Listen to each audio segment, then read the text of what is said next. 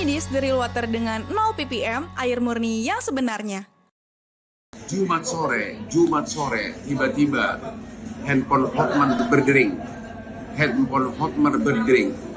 Ternyata yang menelepon adalah Bapak Presiden RI, Bapak Prabowo. Bapak Prabowo menelepon Hotman berdiskusi soal keprihatinan beliau atas banyaknya perusahaan Indonesia yang terancam pilot, khususnya perusahaan-perusahaan yang karyawannya ribuan.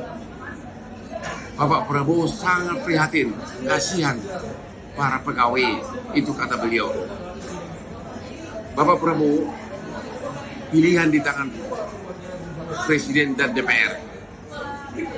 Pilihan pertama, mempertahankan undang-undang kepailitan yang adalah produk IMF pada awal Krismon di tahun 2000, atau sekarang ini Bapak Presiden dan DPR, khususnya Bapak Presiden, mengeluarkan peraturan pemerintah pengganti undang-undang untuk menunda berlakunya undang-undang kepailitan.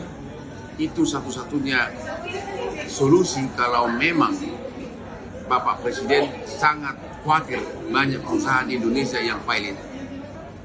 Salam Hotman Paris yang adalah pengacara dari Bapak Prabowo selama 25 tahun.